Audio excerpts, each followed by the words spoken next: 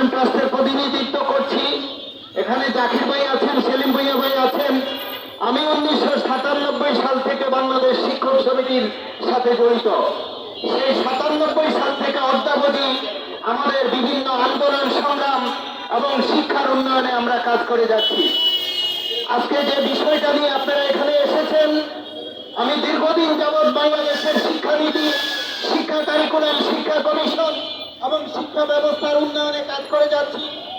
আজকে যে বিষয়টা নিয়ে আপনারা এখানে আছেন, যে আমাদের বেসরকারি শিক্ষা প্রতিষ্ঠানের কোনো ছাত্রছাত্রী প্রাথমিক ডিগ্রি পরীক্ষায় অংশগ্রহণ করতে পারবে না।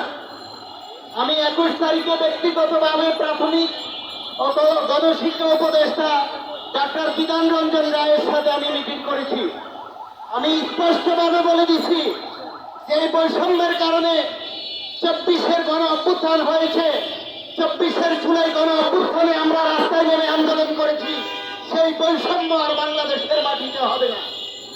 আপনি সরকারি আমলাদের দ্বারা প্রভাবিত হয়ে, আপনি আওয়ামী আমলাদের দ্বারা প্রভাবিত হয়ে বেসরকারি শিক্ষা প্রতিষ্ঠানকে বাদ দিয়ে বাংলাদেশের কোনো কিছুই, কোনো অস্তিত্বকে এদেশে টিকিয়ে রাখা যাবে না।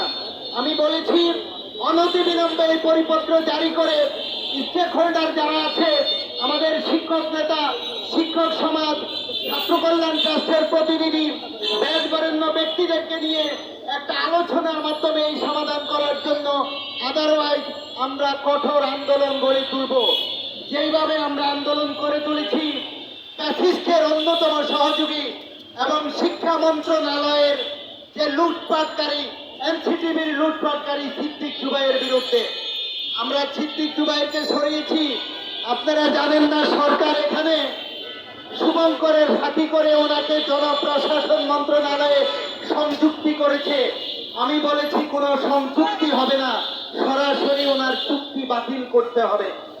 এবং একই সাথে বর্তমান যে শিক্ষা উপদেষ্টা ডক্টর সিআর আবরার, যিনি একটা এনজিওর সভাপতি, এদেশের শিক্ষা ব্যবস্থা কোনো এনজিওদেরকে দিয়ে চলতে পারে না।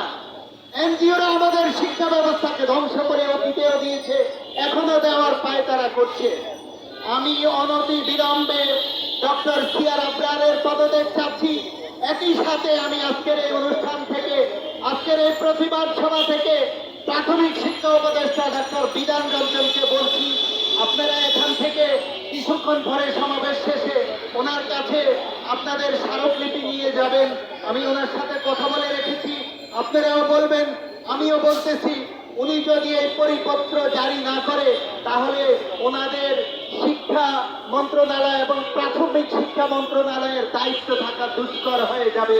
আমরা সেই কঠোর আন্দোলনের মধ্যে আমরা তাদেরকে বিদায় করতে বাধ্য হব।